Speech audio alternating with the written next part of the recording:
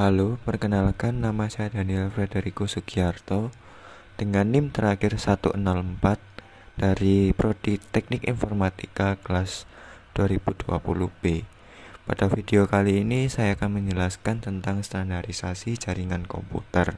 Apa itu standarisasi jaringan komputer? Standarisasi jaringan komputer adalah aturan main atau protokol yang difungsikan untuk semua hal atau pekerjaan agar berjalan dengan baik dalam jaringan komputer. Jaringan komputer sendiri dibangun oleh banyak vendor sehingga dibutuhkan komunikasi yang baik agar dapat bekerja sama antara vendor dengan vendor lainnya. Kemudian beberapa model standarisasi jaringan komputer. Yang pertama adalah OSI layer, yang kedua adalah TCP atau IP layer. Yang pertama, OSI layer adalah standar komunikasi yang dipakai atau diterapkan dalam suatu jaringan komputer. Kemudian TCP atau IP layer adalah standar komunikasi data yang sering digunakan pada internet untuk suatu proses tukar-menukar atau saling mengirim data dari suatu komputer ke komputer lainnya dalam suatu jaringan internet. Pada slide ini dijelaskan beberapa layer dan data.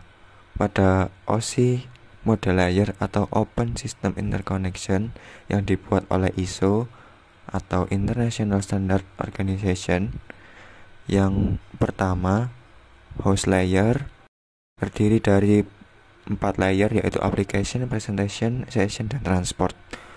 Kemudian pada data di application, presentation, dan session adalah data. Kemudian pada transport adalah segmen. Kemudian pada media layer terdapat beberapa layer, yaitu network, data link, dan physical. Dan datanya yaitu package, frame, dan bits. Kemudian pada TCP atau IP model layer yang dibuat oleh DARPA, pada saat itu ARPA yang pertama kali mendirikan ARPANET, yaitu cikal bakal dari internet, terdiri dari beberapa layer, yaitu application layer dan data flow layer. Application layer terdiri dari satu aplikasi layer. Kemudian pada data flow layer terdiri dari 3, yaitu host to host atau transport layer. Kemudian internet working layer. Terakhir adalah network access. Kemudian pada TCP atau IP protocol suite application itu terdiri dari beberapa protokol, yaitu Telnet, FTP, SMTP, DNS, RIP, SNMP. Kemudian pada host to host atau transport terdiri dari 2, yaitu TCP dan UDP. Kemudian pada internet working terdiri dari beberapa, yaitu IP, kemudian ARP, RARP, kemudian ECMP, kemudian IGMP. Dan pada data link yaitu Ethernet, token ring, frame relay, dan ATM. Kemudian pada physical terdiri dari beberapa, yaitu fiber optic, kabel tembaga pasangan berbelit, dan wireless. Kemudian alur kerja pada OSI layer, yaitu yang pertama application layer akan mengirimkan data yang dikirim pengguna kepada perangkat komputer penerima data. Kemudian presentation layer jadi konversi email menjadi sebuah format jaringan. Kemudian pada ketiga, session layer akan membentuk sesi perjalanan data hingga seluruh proses pengiriman data selesai dilaksanakan. Kemudian keempat, transport layer, pengirim melakukan pemecahan data, kemudian data tersebut dikumpulkan pada transport layer penerima.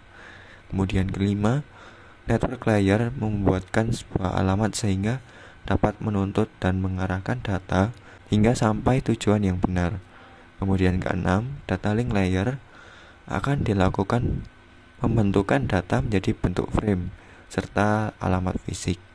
Kemudian 7, pada lapisan utama, tepatnya physical layer, data akan dikirim melalui medium jaringan menuju lapisan transport penerima. Kemudian alur jalannya, proses akan berbalik dari physical layer menuju application layer yang nantinya akan mengarah pada jaringan komputer penerima. Kemudian protokol dalam OSI layer.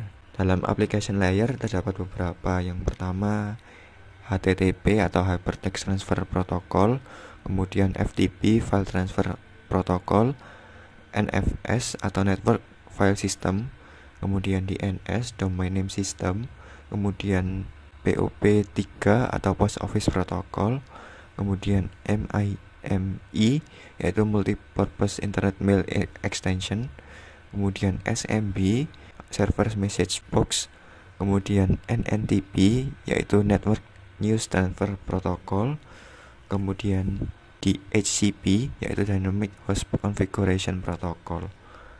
Pada presentation layer terdiri dari beberapa yaitu Telnet, kemudian SMTP yaitu Simple Mail Transfer Protocol, kemudian SNMP yaitu Simple Network Management Protocol.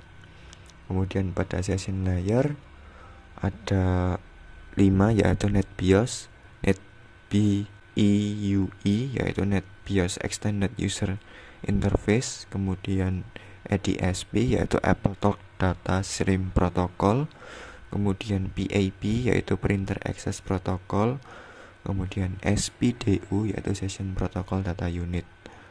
Pada transport layer terdiri dari 2 yaitu TCP Transmission Control Protocol, kemudian UDP atau User Datagram Protocol.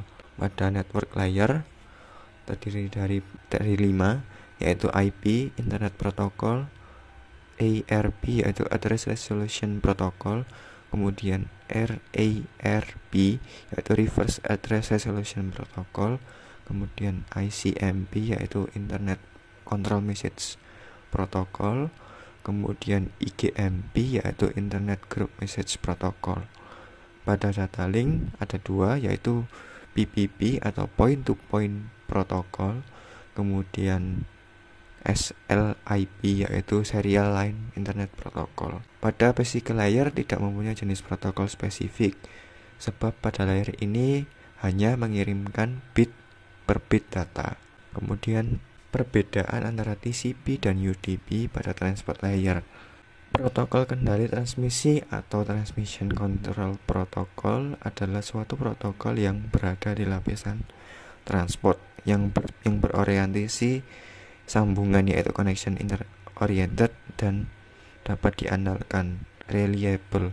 Kemudian TCP dispesifikasikan dalam RFC 793.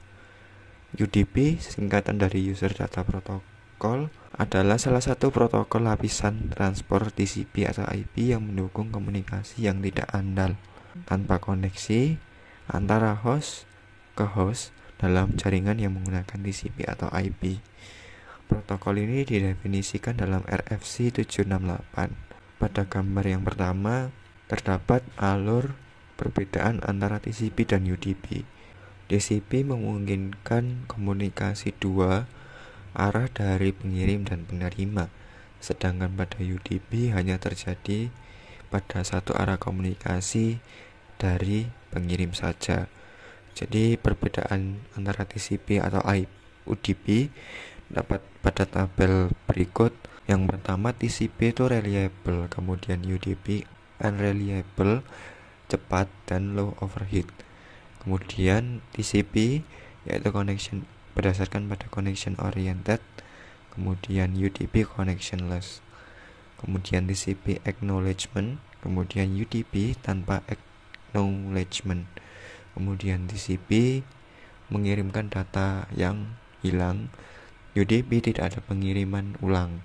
Kemudian TCP sequencing, kemudian UDP tidak ada sequencing. Data diberikan ke layer atas sesuai dengan datangnya data.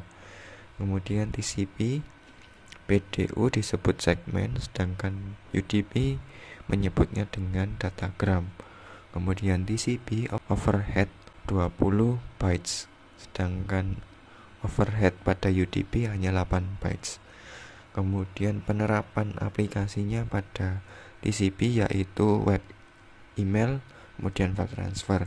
Kemudian pada UDP video streaming dan voice over IP. Kemudian port number. Port number adalah mekanisme yang mengizinkan sebuah komputer untuk mendukung beberapa sesi koneksi dengan komputer lainnya dan program di dalam jaringan.